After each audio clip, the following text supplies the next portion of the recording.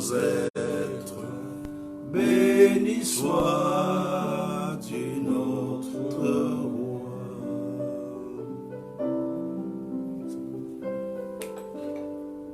Quelle joie et quel privilège de nous retrouver ensemble ce matin autour de la parole de Dieu et surtout pendant un service comme celui-ci, un temps de prière et de supplication. Shalom, shalom à chacun d'entre nous ce matin. Nous bénissons le Seigneur qui permet que nous puissions nous réveiller et reprendre le programme que nous avons commencé depuis la semaine passée.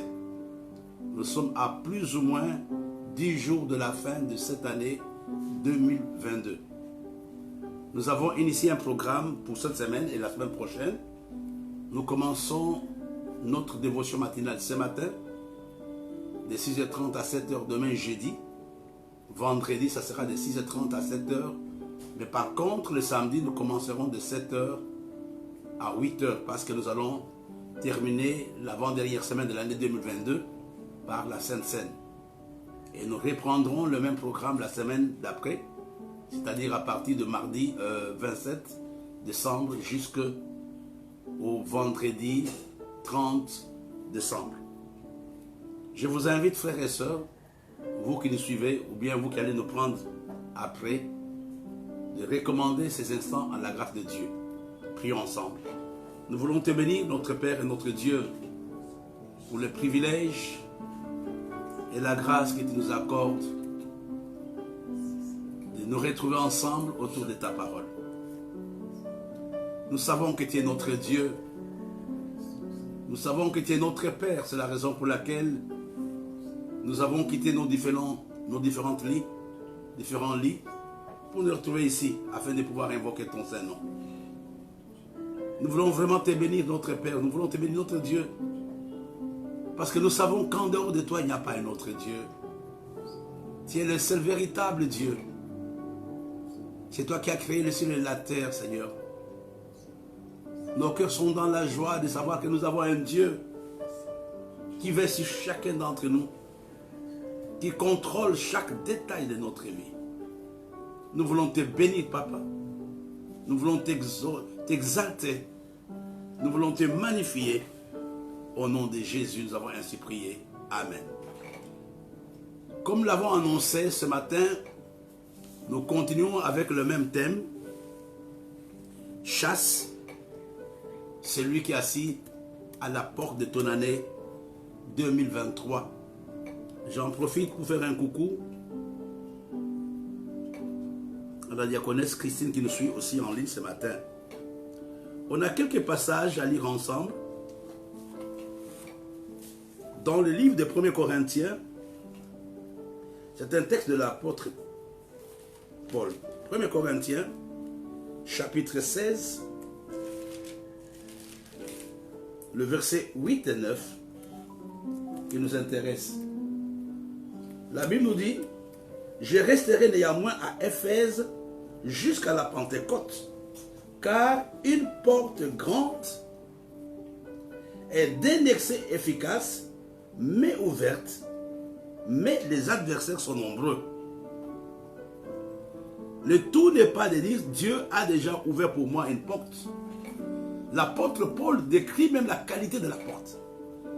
Il dit que c'était une porte efficace. Et c'était une grande porte. Et d'un accès facile. C'est ça qui est important. Il dit que la porte était grande. Et c'était d'un accès. Il n'y avait pas de complications pour accéder à cette porte. Mais il ajoute, les adversaires sont nombreux. Ce n'est pas une matinée d'enseignement, c'est une matinée de prière. J'aimerais avant toute chose que toi et moi prions pour dire à Dieu, Seigneur, me voici devant toi avec l'année 2023.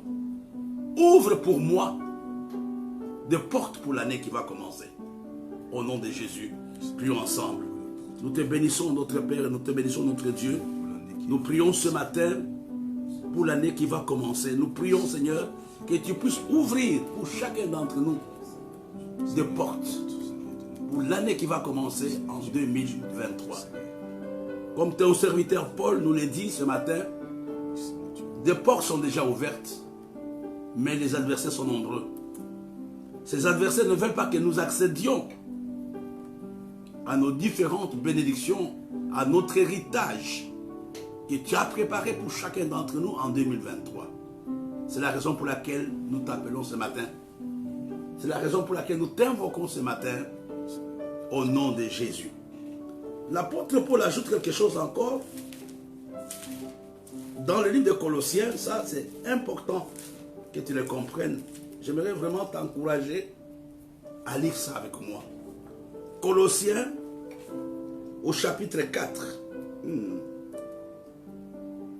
À partir du verset 2. On parle jusqu'au verset 6.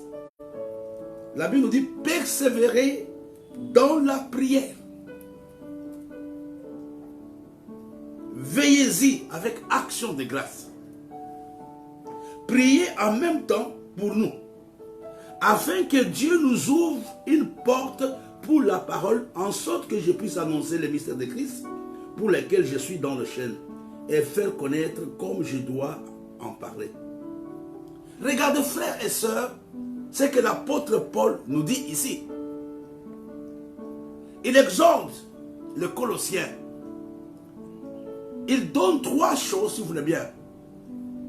3 choses qui sont importantes ce matin pour toi, pour que la porte s'ouvre en 2023.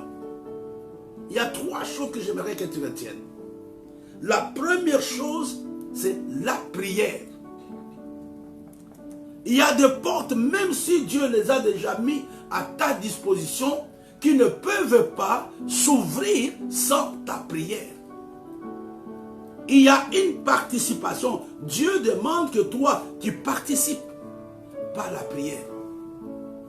La deuxième chose, il ne parle pas de n'importe quelle prière, il parle de la persévérance. De la persévérance dans la prière. Et puis il dit, veillez-y. La troisième chose, ou le troisième outil qu'il met à notre disposition pour voir la porte ouverte en 2023, ce sont les actions de grâce. Écoutez-moi, frères et sœurs. Avant, je ne comprenais pas. Aujourd'hui, je les comprends. Les actions de grâce, on dit bien une action. Les actions de grâce, ce ne sont pas des paroles. Bien sûr, on peut remercier Dieu avec les paroles, mais ce sont les actes que tu poses. Ce sont les actes prophétiques que tu poses. C'est ce que tu fais pour Dieu qui compte. Pour que ton année 2023 s'ouvre. Il y a la reconnaissance et il y a les actions, dit bien actions de grâce. Il y a quelque chose que je donne à Dieu. Dans les actions de grâce, il y a même le bâtissement d'hôtel dedans. Tu peux bâtir ton hôtel pour l'année 2023. Parce qu'aujourd'hui, beaucoup de gens, quand on parle d'actions de grâce, on parle de non, rendons des actions de grâce. Non, il y a une action, quelque chose que tu fais.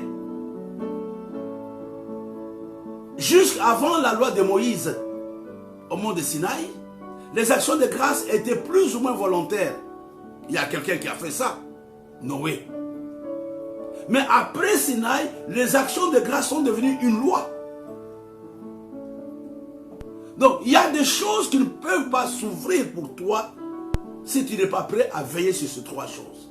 La prière persévérante et les actions de grâce. C'est la raison pour laquelle je t'invite ce matin à prier avec moi. À prier, tu te trouves dans ta famille, à dire Seigneur, je veux posséder cette année. Prions ensemble au nom de Jésus. Ce matin, notre Père, ce matin, notre Dieu, nous nous tenons humblement devant toi. Nous t'implorons, Seigneur. Voici l'année qui va commencer dans quelques jours. Nous prions, Seigneur, pour que toutes les portes qui étaient mises à notre disposition, les portes que tu as prévues pour nous en 2023 s'ouvrent. Quelle que soit la taille de l'adversaire, quel que soit l'obstacle qui se trouve devant nous, ce matin, nous prions pour que tous les obstacles soient ôtés, soient supprimés, afin que nous entrions, afin que nous possédions des choses merveilleuses que tu as prévues pour nous en 2023. Nous voulons te bénir, Seigneur, parce que nous voyons les portes de notre vie, les portes de nos vies sont en train de s'ouvrir pendant cette intercession matinale. Nous te bénissons, Père. Nous te glorifions ce matin au nom de Jésus, au nom de Jésus. Je voudrais faire, avant de continuer, que nous puissions comprendre que les portes, que ce soit sur le plan physique, que ce soit sur le plan spirituel, les portes sont importantes. On ne donne pas la clé de sa porte à n'importe qui. On la donne à quelqu'un qu'on aime. Étant donné que les portes sont importantes, le diable nous combat. Le diable bloque certaines portes. Nous galérons. Nous vivons en dessous de ce que Dieu a prévu pour nous. Pourquoi? Parce que nous n'arrivons pas à entrer. Ce matin, tu vas prier que tous les obstacles visibles et invisibles qui se sont assis devant les portes de ma vie en 2023, je les chasse ce matin au nom de Jésus. Prions ensemble. Nous voulons ce matin, notre Père et notre Dieu, prendre autorité sur tous les obstacles visibles et invisibles que le diable a mis devant nos différentes portes. Ce matin, nous prions notre Père et notre Dieu. Quelle que soit la taille de cet obstacle, quel que soit le nom de cet obstacle, ce matin, au nom de Jésus, nous les chassons. Ce matin, nous les chassons. Au nom de Jésus. Au nom de Jésus. Ce matin, nous déclarons que les portes de nos vies, les portes de nos familles, les portes de notre église, pour l'année 2023, sont grandement ouvertes. Sont grandement ouvertes. Nous te bénissons, notre Père. Nous te bénissons, notre Dieu. Au nom de Jésus. Au nom de Jésus. Au nom de Jésus. Frère, il y a 4 portes que j'aimerais nous donner ou nous rappeler. La première porte, on doit commencer par là, c'est la porte de la miséricorde de Dieu. Parce que n'oublions pas que le péché bloque une porte. Et qu'est-ce qui nous permet d'entrer? C'est la miséricorde de Dieu. Nous sommes des pécheurs. Nous avons besoin de la grâce de Dieu, de sa miséricorde, pour que nous puissions entrer. Et ce matin, nous allons prier, avant que je ne vienne aux autres portes. C'est que nous comptons sur ta miséricorde. Pardonne nos péchés, pardonne nos manquements, pardonne notre comportement, tout ce que nous avons fait. De façon consciente ou inconsciente, nous te demandons pardon. Nous voulons entrer victorieusement dans l'année 2023. Au nom de Jésus, prions ensemble. Ce matin, nous nous tenons devant toi, Père. Nous prions, Seigneur, pour que nous entrions victorieusement dans l'année qui va commencer. Nous voulons te bénir, notre Père. Nous voulons te bénir, notre Dieu. Ce matin, nous sommes ici devant toi pour te demander de nous pardonner. De pardonner mon frère. Comme tu avais dit à Caïn, le péché est couché devant toi. Toi domine là, Seigneur. Ce matin, que ta miséricorde, Seigneur, nous lave. Que ton sang nous lave, que ton sang nous purifie, pour que nous soyons capables, Seigneur, d'entrer victorieusement dans l'année 2023. Tu connais nos différentes routes, tu connais ce que nous avons fait. Mais ce matin, nous nous tournons devant toi pour te demander de nous pardonner au nom de Jésus, au nom de Jésus. J'aimerais nous dire, frères et sœurs, j'ai relevé quelque chose de très important. Je vous ai parlé de la porte de la miséricorde, ça, on doit commencer par là. Mais il y a 3 portes importantes pour lesquelles tu dois prier, pour lesquelles je dois prier. La première porte, c'est la porte de la percée. La porte de la percée. Tu ne peux pas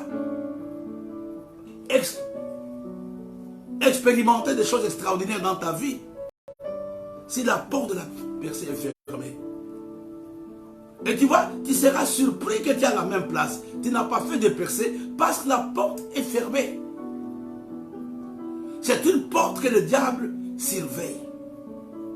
Parce que quand la porte de la percée est fermée, à un certain moment, tu vas tomber dans le découragement. Je priais, j'ai fait ceci, je suis toujours à la même place, mais Dieu aimerait ce matin t'aider à prier pour que la porte de la percée soit ouverte. C'est ce que nous demandons à Dieu ce matin. Seigneur, la porte de ma percée. La percée sur tous les plans. La percée sur tous les plans. Sur le plan spirituel, sur le plan matériel, sur le plan relationnel. Seigneur, ce matin, je prie pour ma percée en 2023. La porte de la percée. C'est une porte que le diable surveille. Et quelle est la conséquence quand il n'y a pas de percée? C'est une vie de surplace. Tu tournes en rond parce que la porte de la percée a été bloquée. Tu tournes en rond, tu vieillis, à un moment tu dis, Dieu n'est pas bon, je me décourage et je m'arrête par là. Ça, c'est la porte de la percée. Même si l'année qui va s'achever, tu n'as pas expérimenté cette porte de la percée, ce matin tu peux prier. Je bénis Dieu aussi pour la vie de Pasteur Clarisse qui est en ligne. Ce matin tu peux prier, dit Seigneur, que la percée soit mon héritage, soit mon partage dans ma vie et pour l'année qui va commencer. La première porte, la porte de la percée. La porte de la percée. Que tous les blocages qui t'empêchent d'avancer, qui te maintiennent à la même place, tombent. Quand la porte de la percée est fermée, il n'y a rien que tu puisses avoir. Je vais vous montrer tout à l'heure. La deuxième porte, alléluia, la deuxième porte sur laquelle on va prier, c'est la porte des opportunités. La porte des opportunités. Mon frère et ma soeur, la vie est une question d'opportunité. Tu peux tomber sur une opportunité qui change radicalement ta vie. La porte des opportunités. Tu peux faire une affaire, peut-être la première et la dernière affaire de ta vie qui fait de toi un millionnaire. Tu peux rencontrer quelqu'un qui te dit, vraiment, je vais changer ta vie. Ce matin, tu vas prier par rapport à ces deux choses. Seigneur, je veux une percée en cette fin d'année et pour l'année qui va commencer.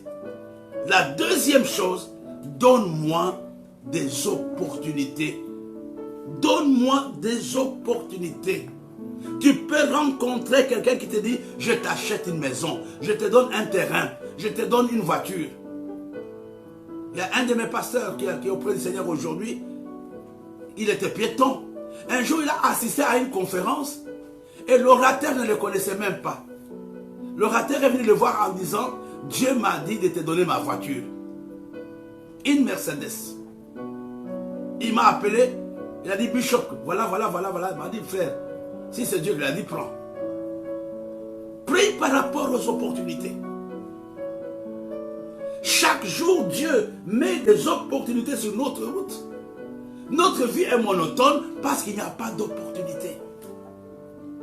Quand tu marches, sache que c'est le jour des opportunités pour toi. Et que l'année qui va commencer soit l'année des opportunités. Opportunité de voyage, opportunité d'affaires, opportunité de mariage, opportunité d'achat. Tu peux acheter sans argent. Je n'ai pas le temps de vous donner des témoignages. Tu peux ne pas avoir l'argent, mais Dieu te donne l'argent pour acheter quelque chose. La troisième porte sur laquelle je m'aurais compris pendant quelques minutes, c'est la porte de l'aide de Dieu et des hommes, qu'on peut aussi appeler la porte de la faveur de Dieu. Premièrement, je parlais de la porte de percée. Deuxièmement, la porte de l'opportunité ou des opportunités. Et la troisième porte, c'est la porte de l'aide. De l'aide de Dieu et de l'aide des hommes. il y a des gens, frères. Ce n'est pas dans le plan de Dieu que tes parents, que ton mari, que tes enfants ne puissent pas t'aider. C'est une porte que le diable a fermée. Il a dit, tu as mis au monde, mais tu ne vas jamais manger le fruit de tes entrailles. Tu travailles, mais quelqu'un d'autre va jouir de ce que toi tu fais. Nous allons d'abord continuer. On va prier par rapport à ces trois choses. Seigneur, j'aimerais que nous puissions, que là où tu te trouves, que tu les cites nommément. Nous allons prier ensemble ce matin. Seigneur, nous prions, Seigneur, pour que nous ayons une percée surnaturelle en cette fin d'année et pour l'année qui va commencer. Au nom de Jésus, prions ensemble. Ce matin, notre Père, ce matin, notre Dieu, nous prions, Seigneur, pour expérimenter de percées. N'est-ce pas toi qui nous dis dans ta parole que tu nous fais sortir de la poussière pour nous faire asseoir à la table de grands. Tu es un Dieu de percées. C'est toi qui avais fait de David un berger, qui avais fait de lui comme un roi. Ce matin, nous prions notre Père et notre Dieu. Nous voulons expérimenter de percées surnaturelles, dans ce que nous faisons. Nous prions ce matin notre Père et notre Dieu. Nous avons besoin d'expérimenter une percée extraordinaire.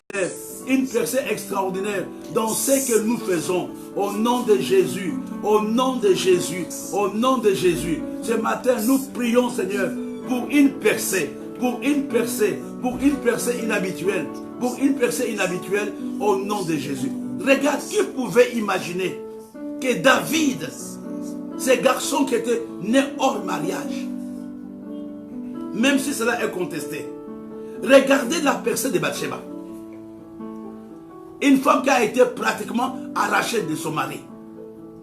Elle va devenir la reine d'Israël.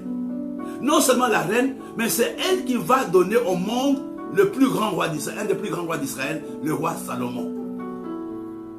C'est une percée surnaturelle. Il faut attendre à de telles choses. Quand il y a la percée, il n'y a pas de logique. Quand Dieu ouvre une porte de percée, tu ne vas pas comprendre que moi je suis célibataire, moi je n'ai pas de parents. Joseph a eu la percée en Égypte. Il a eu la percée en Égypte. Ce matin, tu dois prier que la porte de la percée en 2023 ou en cette fin d'année s'ouvre pour moi au nom de Jésus. Ce matin, Seigneur, nous prions pour que le porte de percée soit ouverte dans la vie de mon frère, dans la vie de ma soeur. C'est ce que nous te demandons ce matin, notre Père et notre Dieu. Nous refusons de croire que tu nous as appelés à faire le surplace, Seigneur. Que tous les blocages, quel que soit le temps, que ce blocage a fait dans nos vies, ce matin, nous prophétisons la percée, Seigneur. La percée dans l'église, la percée dans nos maisons, la percée dans nos relations.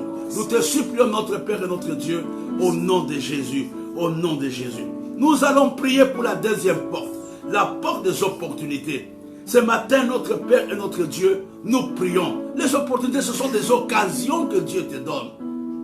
Ce sont des relations, des occasions, des saisons pendant lesquelles Dieu veut t'introduire dans une autre dimension. Au nom de Jésus, Seigneur. Ce matin, je déclare que c'est la saison des opportunités pour mon frère. C'est la saison des opportunités pour ma soeur. Je te bénis, mon Père. Je te bénis, mon Dieu. Parce que je sais que c'est ma saison. Je sais que c'est ma saison. C'est la saison des opportunités. Je te bénis ce matin. Mon Père et mon Dieu. Mon Père et mon Roi. Mon Père et mon Seigneur. Je te prie ce matin. Je prie, Seigneur, pour une vie de percée. Je prie, Seigneur, pour les opportunités. Les opportunités, notre Père et notre Dieu. Nous te bénissons. Parce que c'est toi qui nous dis que notre bénédiction ne dépend pas ni de la taille, ni de l'intelligence, mais ça dépend des opportunités. Ce matin, nous déclarons que l'Église va expérimenter de nouvelles opportunités. Mon frère va expérimenter de nouvelles opportunités au nom de Jésus. Au nom de Jésus. La troisième chose, nous avons vu la porte de l'aide. La porte de l'aide de Dieu. La porte de l'aide des hommes. J'aimerais comprendre par rapport à cela, ça semble être anodin. Tu peux avoir des enfants, tu peux avoir des relations, mais personne ne t'aide. Souvent, ce n'est pas la faute de ces gens-là, c'est ta porte qui est fermée. Mais ce matin, tu dois prier. Seigneur, que la porte de l'aide de Dieu, de l'aide de l'homme, s'ouvre dans ma vie pour cette fin d'année, et pour l'année qui commence, au nom de Jésus, prions ensemble. Ce matin, je prie, Seigneur, pour que l'aide, Seigneur, soit disponible dans ma vie et dans la vie de mon frère. Seigneur, tu nous as appelés, Seigneur. Tu nous as mis dans la société pour que nous puissions nous entraider, pour que nous soyons hospitaliers les uns envers les autres sans murmurer. Seigneur, regarde ce matin, l'église n'a pas d'aide, mon frère n'a pas d'aide. Ce matin, je te prie, Seigneur, que la porte de l'aide s'ouvre, que la porte de l'aide s'ouvre au nom de Jésus, au nom de Jésus. J'aimerais te montrer quelque chose. On n'a plus beaucoup de temps, on va revenir là-dessus. Il faut prier, mon frère, par rapport à cela. Je parlais de 3 portes.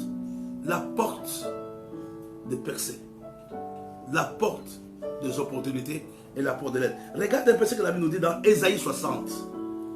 Alléluia. Ésaïe 60. J'aimerais que tu comprennes que quand Dieu ouvre des portes, ton statut change.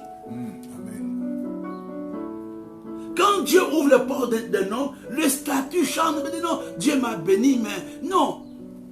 Quand Dieu ouvre les portes, le statut de la personne doit radicalement changer. Doit radicalement changer. Écoute-moi bien. Allons dans Ésaïe 60, verset 11 et verset 12. Mais on peut aller tous les chapitres, mais j'aimerais m'arrêter à ces deux-là. La Bible nous dit, tes portes seront toujours ouvertes. Alléluia. Tes portes seront toujours ouvertes. Elles ne seront fermées ni jour et nuit. Il ne faut pas avoir des portes saisonnières. Amen, amen.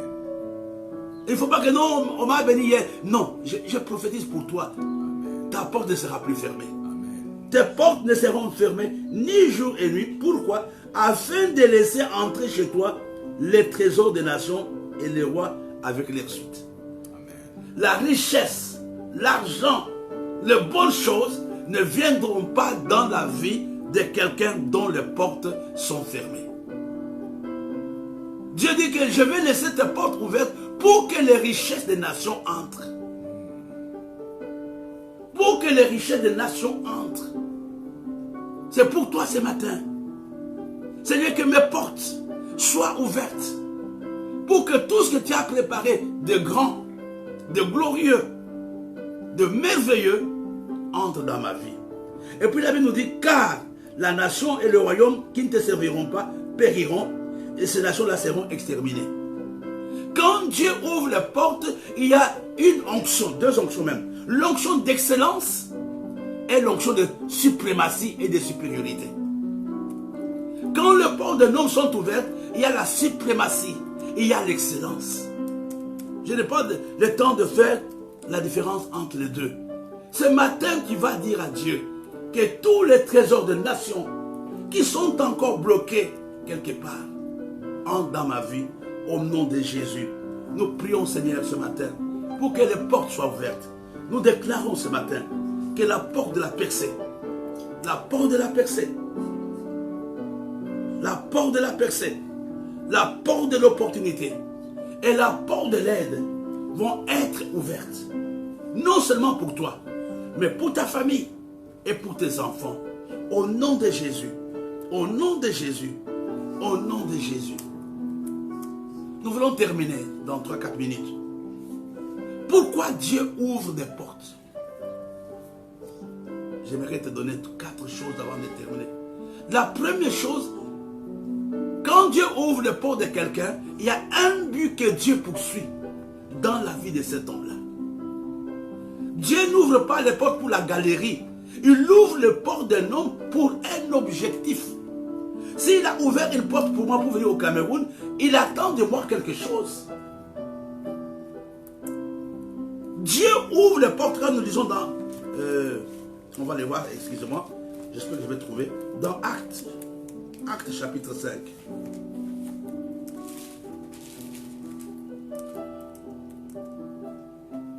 Actes chapitre 5,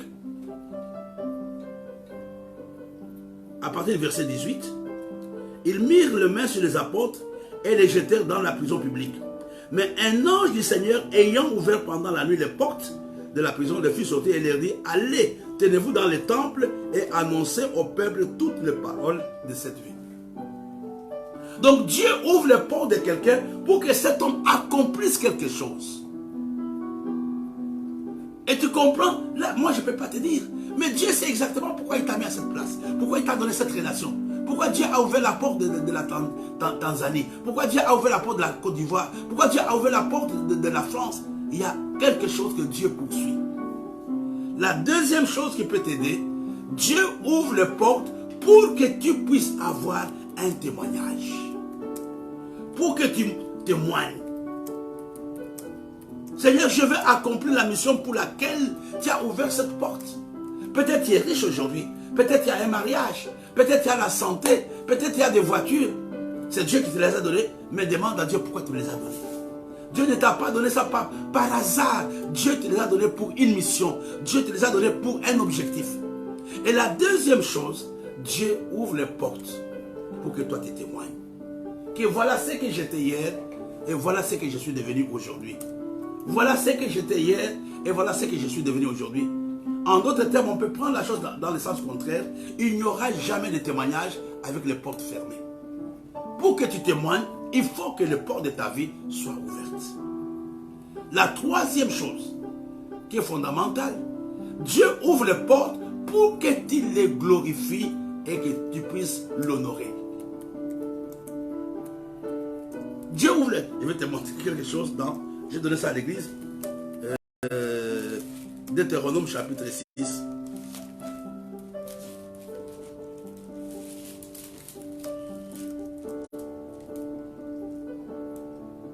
Voilà, Deutéronome chapitre 6, verset 12. Lorsque tu mangeras et tu te rassasieras. Et quand les portes sont ouvertes, tu vas manger et tu vas te rassasier. Garde-toi d'oublier l'Éternel qui t'a fait sortir du pays d'Égypte et de la maison de servitude. Il y a trois objectifs que Dieu poursuit. Les portes sont ouvertes parce que Dieu poursuit un objectif précis dans notre vie. Les portes sont ouvertes parce que Dieu veut que tu témoignes. Dieu ouvre les portes pour que tu puisses le glorifier.